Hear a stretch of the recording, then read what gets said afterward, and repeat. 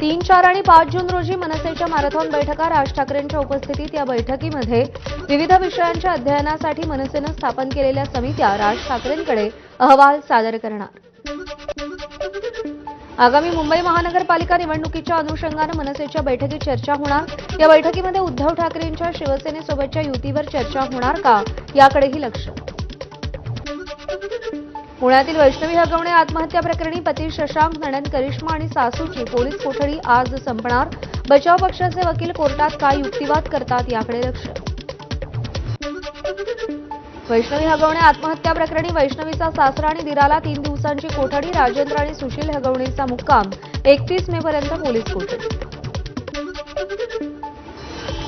वैष्णवीचा छळ करण्यात नणंद करिश्मा हगवणेचा मोठा वाटा। वैष्णवीच्या वडिलांची आर्थिक परिस्थिती पाहूनच करिश्मानं तिचा भाऊ शशांकला वैष्णवीसोबत लग्नासाठी प्रवृत्त केल्याची बाब समोर। नवऱ्यानं बायकोला कानाखाली मारणं म्हणजे छळ नाही, हगवणेंच्या वकिलांचा कोर्टात अजब युक्तिवाद। जो त्या वकिलांच्या 4 कानशिलात लावेल त्याचा आपण सत्कार करू। हगवणे कुटुंबियांच्या वकिलांनी केलेल्या युक्तिवादावर शरद पवारांच्या राष्ट्रवादीच्या नेत्या रोहिणी खडसे यांच्याकडून संताप व्यक्त। आमच्या मुलीवर पूर्ण विश्वास, हगवणे कुटुंबाकडून वैष्णवी हुंडाबळी प्रकरणाला वेगळं वळण देण्याचा प्रयत्न। वैष्णवीचे काका मोहन कसपटे यांचा हगवणे कुटुंबियांवर आरोप।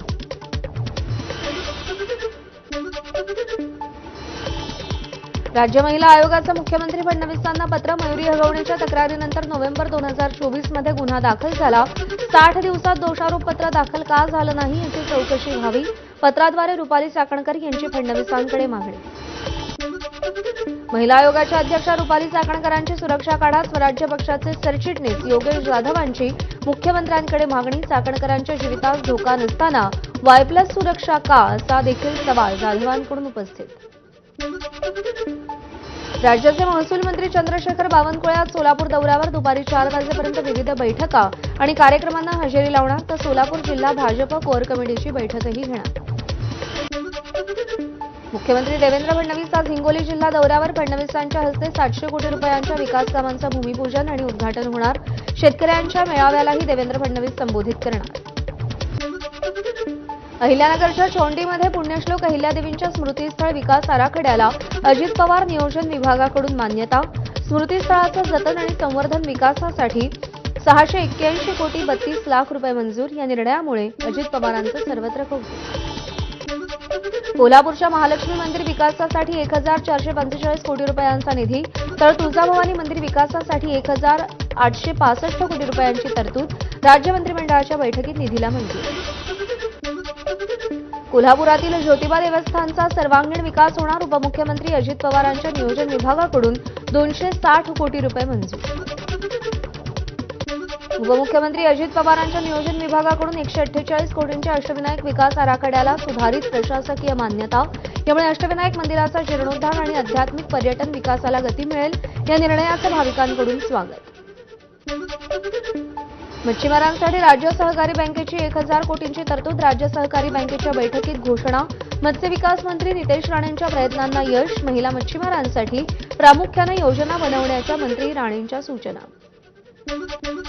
संभाजीनगर पाणीपुरवठा योजनेला ऑक्टोबर 2025 ची डेडलाईन। मुख्यमंत्री देवेंद्र फडणवीसांनी अधिकाऱ्यांना सुनावलं। कंत्राटदार काम करत नसतील तर त्यांना ब्लॅकलिस्ट करा, मुख्यमंत्र्यांच्या सूचना।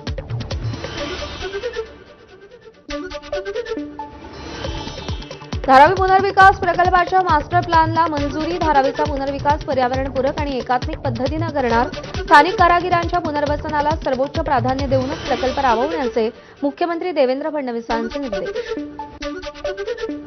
आषाढी वारीच्या तयारीसाठी मुख्यमंत्री फडणवीसांच्या अध्यक्षतेखाली आढावा बैठक। विविध पालखी सोहळ्यांच्या प्रमुखांची, पोलीस महासंचालकांची बैठकीला उपस्थिती। प्रयागराज महाकुंभच्या धर्तीवर महिलांसाठी स्नानगृह उभारा, मुख्यमंत्री फडणवीसांचे प्रशासनाला निर्देश। देशात कोरोनाची रुग्णसंख्या वाढली। देशभरात कोरोनाची सक्रिय रुग्णसंख्या 1300च्या वर, तर महाराष्ट्रामध्ये 383 कोरोनाचे रुग्ण।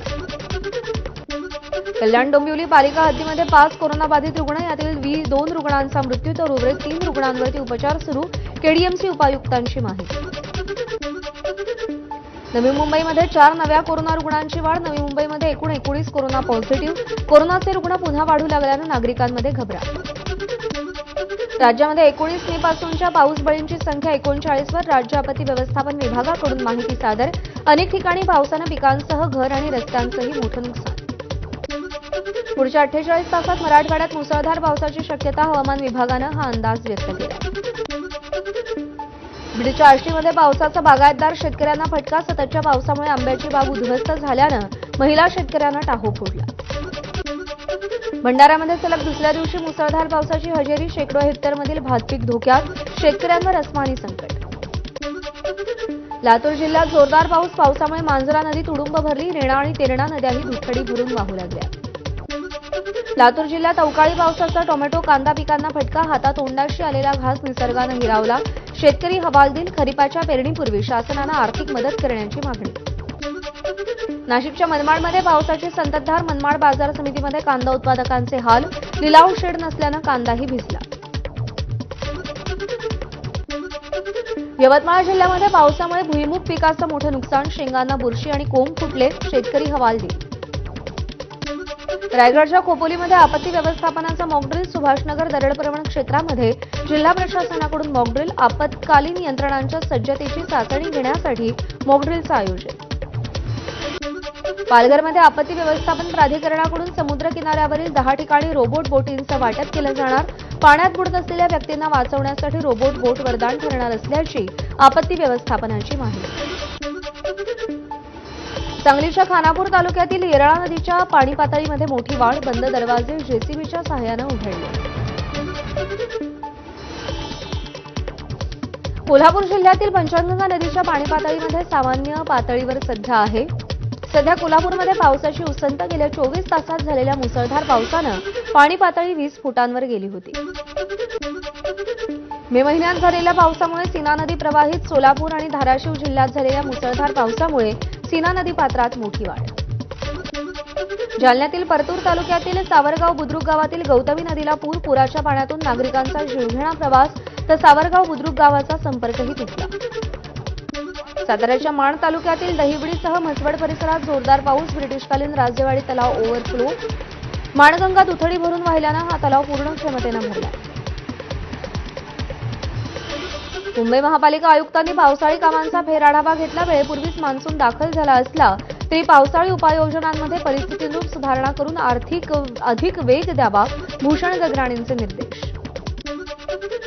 सिंहगड किल्ला पर्यटनासाठी बंद. पावसाळ्यापूर्वी वनविभाग सिंहगडाचा दौरा करणार असून सुरक्षेच्या दृष्टीनं पाहणी करणार. कीटकजन्य आजारांपासून बचावासाठी पुणे महापालिका अलर्ट मोडवर. डासोत्पत्ती स्थानं नष्ट करा. पाणी साचू देऊ नका. महापालिकेचे सगळ्या विभाग प्रमुखांना निर्देश. मुंबई महापालिकेच्या मालमत्ता करामध्ये 15% वाढ करण्याचा निर्णय. जवळपास एका दशकानंतर मुंबईमध्ये मालमत्ता करामध्ये वाढ. 9 लाख मालमत्तांवर 15% जादा कर लागणार. मुंबई महानगरपालिकेला 2024-25 मध्ये 6,198 कोटी मालमत्ता कर मिळाला होता. तर चालू आर्थिक वर्षामध्ये 7,500 कोटी रुपये मालमत्ता कर मिळण्याची शक्यता.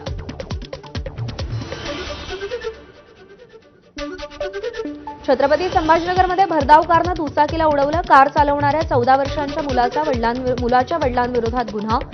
कारही पोलिसांनी ताब्यात घेतली आहे. लातूरमध्ये 2 खासगी बसचा अपघात. अपघातामध्ये एकाचा मृत्यू तर 4 जण गंभीर जखमी. सोलापूर लातूर महामार्गावरची ही घटना आहे. गोंदियाच्या तिरोडा तुमसर मार्गावर भीषण अपघात. भरधाव ट्रेलरच्या धडकेमध्ये आजोबा आणि नातवाचा मृत्यू. नाशिकच्या पंचवटी परिसरात वडिलांसोबत भाजी आणायला गेलेल्या 19 वर्षीय तरुणीची हत्या.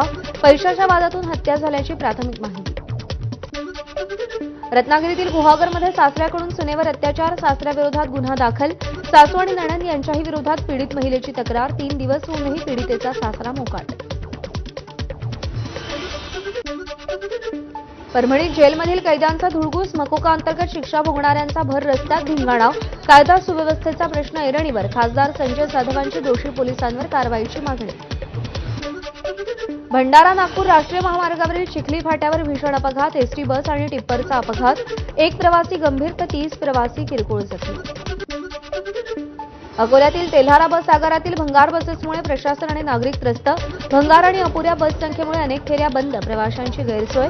आगाराला तात्काळ नव्या बसेस देण्याची नागरिकांची मागणी. लोणावळा शहरामध्ये भर वस्तीतील एका बंगल्यावरती 20 ते 22 जणांकडून दरोडा. घटनेमध्ये 11.5 लाखांची लूट करून दरोडेखोर पसार. पोलीस स्टेशन हाकेच्या अंतरावर असूनही घटना घडल्यानं परिसरात खळबळ. नागपुरातील विनायक नगरमध्ये मोलकरणीकडून 2 हिऱ्यांच्या अंगठ्यांची चोरी. प्रियकर सारखा पैसे मागत असल्यानं दबावात चोरी केल्याची माहिती. मोलकरण आणि प्रियकराला अटक. परभणीच्या जिंतूर येलदरी रस्त्याच्या दुरावस्थेवरून नागरिकांचा संताप. तिरडी यात्रा काढत सार्वजनिक बांधकाम विभागाला नागरिकांकडून जाग करण्याचा प्रयत्न. भंडारामध्ये राष्ट्रीय महामार्गावरती अज्ञात वाहनाच्या धडकेत बिबट्या ठार. कोकणागड फाटावरची घटना. बिबट्याला पाहण्यासाठी नागरिकांची गर्दी. पुण्यातील फर्ग्युसन रस्त्यावरती बेशिस्त वाहन चालकांवर एआय कॅमेराची करडी नजर. प्रणालीचं उद्घाटन होताच तात्काळ एका बेशिस्त दुचाकी स्वारावर दंडात्मक कारवाई. ऑपरेशन सिंदूर नंतर केंद्रीय गृहमंत्री अमित शहा पहिल्यांदाच जम्मू काश्मीर दौऱ्यावर. आज अमित शहा सुरक्षा संबंधी बैठक घेणार तर पाकिस्तानच्या गोळीबारात नुकसान झालेल्या रहिवाशांचीही विचारपूस करणार. ऑपरेशन सिंदूरच्या यशानंतर रिपब्लिकन पक्षाच्या वतीनं मुंबईमध्ये भारत जिंदाबाद यात्रेचं आयोजन. केंद्रीय राज्यमंत्री रामदास आठवलेंच्या नेतृत्वात दादर चैत्यभूमीतून ही यात्रा निघेल. खासदार सुप्रिया सुळेंच्या नेतृत्वाखालील गट 60च्या सर्वपक्षीय शिष्टमंडळाची दक्षिण आफ्रिकेच्या संसदेला भेट. राष्ट्रीय प्रांत परिषद उच्च सभागृहाचे उपाध्यक्ष लेस गोवेंडर आणि विविध राजकीय पक्षांच्या 13 इतर खासदारांचीही भेट घेतली. ऑपरेशन सिंदूरबाबत माहिती देणारं काँग्रेस खासदार शशी थरूर यांच्या नेतृत्वातील सर्वपक्षीय खासदारांचं शिष्टमंडळ पनामामध्ये राष्ट्रपती जोस राऊल मुलिनो यांची राष्ट्रपती भवनात जाऊन भेट घेतली. पाकव्याप्त काश्मीरमध्ये पोलिसांच्या चकमकीत 4 जणांचा मृत्यू. एका मानवाधिकार कार्यकर्त्याचाही समावेश. पोलिसांनी त्याला बंडखोर ठरवून बनावट चकमकीमध्ये मारल्याचा आरोप. पाकिस्तानी लष्कर आणि लष्कर-ए-तोयबा एकाच बोर्डवर. पाकिस्तानमध्ये साजरा करण्यात आला विजय दिवस. दहशतवादी संघटना आणि पाक सेनेमधील संबंध पुन्हा एकदा अधोरेखित. पाकिस्तानचे पंतप्रधान शहबाज शरीफ यांची भारताशी चर्चा करण्याची तयारी. काश्मीर आणि दहशतवाद या मुद्द्यांवर तोडगा काढण्यासाठी शहबाज शरीफ यांनी तयारी दर्शवली.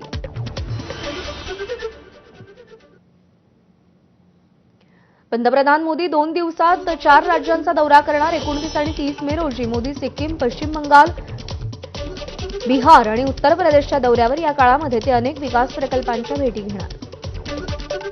केंद्रीय गृहमंत्री अमित शहांनी राष्ट्रपती द्रौपदी मुर्मूंची भेट घेतली. राष्ट्रपती भवनामध्ये सदिच्छा भेट घेतल्याची शहांची एक्स पोस्ट करत माहिती. पंतप्रधान मोदी 2 दिवसात 4 राज्यांचा दौरा करणार. 29 आणि 30 मे रोजी मोदी सिक्कीम, पश्चिम बंगाल, बिहार आणि उत्तर प्रदेशच्या दौऱ्यावर. या काळात ते अनेक विकास प्रकल्पांच्या भेटी घेणार. सेबीच्या माजी अध्यक्षा माधवी पुरी बुश यांची हिंडनबर्ग रिपोर्टच्या आरोपातून सुटका. लोकपालांनी क्लीन चिट दिली. माधवी बुश यांच्या विरोधात कोणतेही ठोस पुरावे सापडले नसल्याचं लोकपालांनी म्हटलेलं. मुंबई दहशतवादी हल्ल्याचा मास्टरमाइंड तहपूर राणाची कुटुंबाशी फोनवर बोलण्यासाठी याचिका. पटियाला हाऊस कोर्टाची तिहार तुरुंग अधिकाऱ्यांना उत्तर मागण्यासाठी नोटीस. 4 जून रोजी पुढची सुनावणी. इंडोनेशियाचा फ्रान्ससोबत 42 राफेल लढाऊ विमानांसाठी करार. फ्रान्सचे अध्यक्ष मॅक्रॉन यांच्या उपस्थितीमध्ये जकार्तामध्ये करार. इंडोनेशियाला 2026 मध्ये फ्रान्सकडून पहिलं राफेल लढाऊ विमान मिळेल. अभिनेते कमल हसन यांच्या कन्नडवरील टिप्पणीवरून कर्नाटकात वाद. चित्रपट संघटनेचा अभिनेत्यावर बंदी घालण्याचा निर्णय. कन्नड भाषेचा उगम तामिळ भाषेतून झाल्याचं विधान कमल हसन यांनी केलंय. जोधपूरमध्ये स्कॉर्पिओ गाडीत बसलेल्या गुन्हेगारांकडून हवालदाराला चिरडण्याचा प्रयत्न. व्हिडिओसमोर गुन्हा दाखल. जम्मू आणि काश्मीरमधील कुपवाडा परिसरात ढगफुटी, त्यामुळे पूर आलाय. सुदैवानं कोणतंही नुकसान झालेलं नाहीये. डाव्या चळवळीतला तारा निखळला. पालघरचे माजी खासदार कॉम्रेड लहानू कोम यांचं निधन. वयाच्या 86व्या वर्षी घेतला अखेरचा श्वास. हमासचा गाझा प्रमुख मोहम्मद सिन्वार ठार. इस्रायली पंतप्रधान नेतन्याहू यांनी घोषणा केली. गेल्या वर्षी मोहम्मद सिन्वारचा भाऊ याह्याला इस्रायलनं ठार केलं होतं. पद्म पुरस्कार घेण्यासाठी दिल्लीला जाताना अभिनेते अशोक सराफ यांचा विमानामध्येही विशेष सन्मान. पायलटनं विमानाचं हे उड्डाण विशेष असल्याचं सांगितलं, कारण आपल्यासोबत अभिनेते अशोक सराफ आहेत, ज्यांना पद्मश्री पुरस्कारानं गौरव करण्यात आलेला आहे, अशी ओळख करून दिली.